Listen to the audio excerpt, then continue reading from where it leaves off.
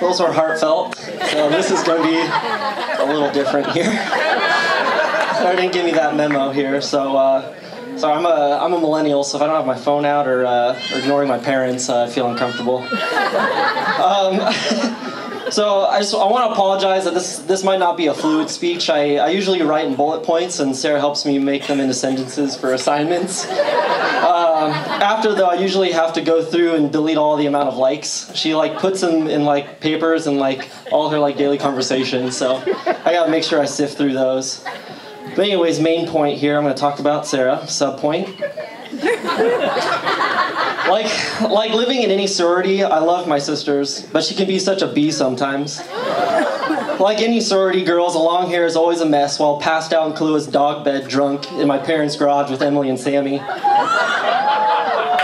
Anyways, as a young boy, sub point, I decided to just cut the hair off all her dolls. Whether she was upset that she couldn't whip her hair back and forth with her crop top Barbie, or that she was emotionally shattered that her Cabbage Patch Kids just stopped talking to her, she would never let that moment go. However, despite our differences, I knew to never mess with her stuffed cow. Cow was a sacred cotton fluff that to this day may still have a higher priority in her life than me, Anthony, and Little Caesars combined. Hashtag alpha beta cow. Anyways, despite our differences, we at least rely on the same hope that we were rescues and not purebred cows. However, our competitive nature and love to suit up told us differently. You could say Sarah and I were pretty close growing up. We oftentimes finished each other's Chinese food. I was looking for Chinese food there. Well, I would always finish her leftover Chinese food without her knowing.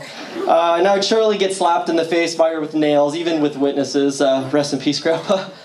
However, despite being younger and smaller growing up, I learned to adapt to my physical inabilities. And I used biochemical attacks like sprinkling flour on her gluten-free Chinese food or busting out the infamous toolbox. She would get visits from a different kind of terror with my hands wiped clean. Next subpoint. You could say Sarah was an overachiever. Sarah won the Beverly Hills Backdraft Ball Scholarship 3 years in a row, while I was a participant. It was great that Sarah was able to use the scholarship to live at home and pay for an accelerated 3 years of in-state tuition, while I won 3 years of community college, followed by 5 more years of private school. But don't worry, now she's wildly successful as she uses her education to return back to high school as a tutorial department chair, bribing kids with In-N-Out to do their homework. It must be real hard managing 28, 30 kids on her caseload while trying to keep track of who ordered animal fries and if a double-double can feed twice as many students. Always trying to overachieve. She literally had an overbite that required a corrective surgery. Despite a drastic change in her face, she still then smelled like a cow. Cow.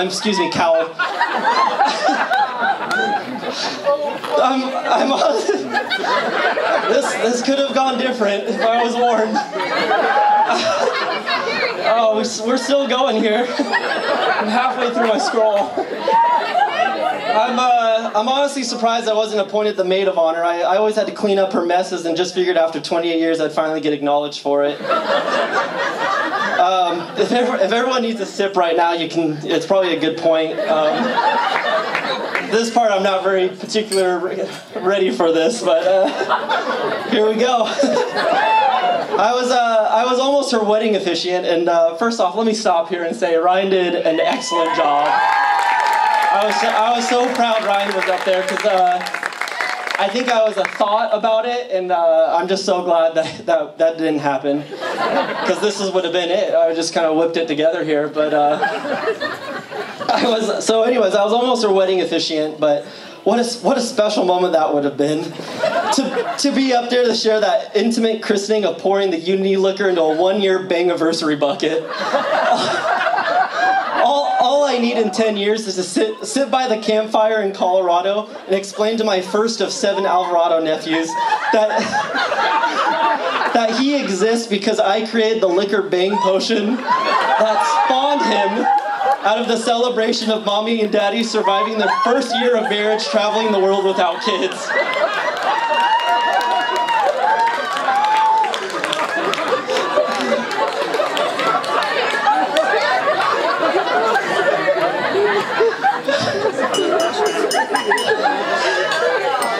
Next bullet. Amy, oh God, it's so gross. I thought we'd be done by now. Anyways, I'm practically Sarah's best friend now. Sammy, where's Sammy? Sammy's out here. Sammy's great and all, but she lost that privilege leaving the continent, so I'm filling in for best friend now. I'm sorry, but rules are rules despite how many orphans you save. I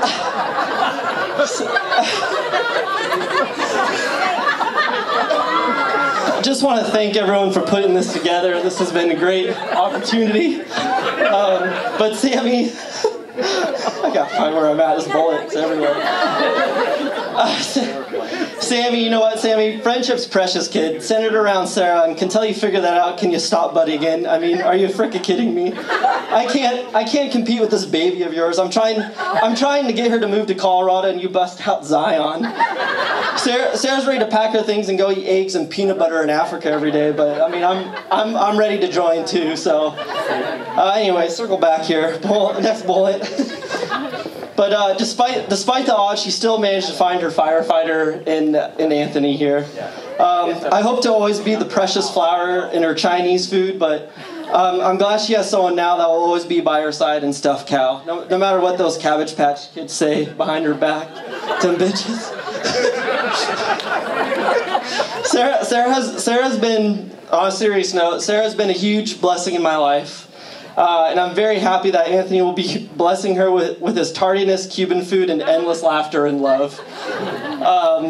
Anyway, so here's to the triangles and squares and Little Caesars, and the bathrooms are down the hall here. But let's raise our glass here and toast Sarah and Anthony, because they have a great life ahead of them. So.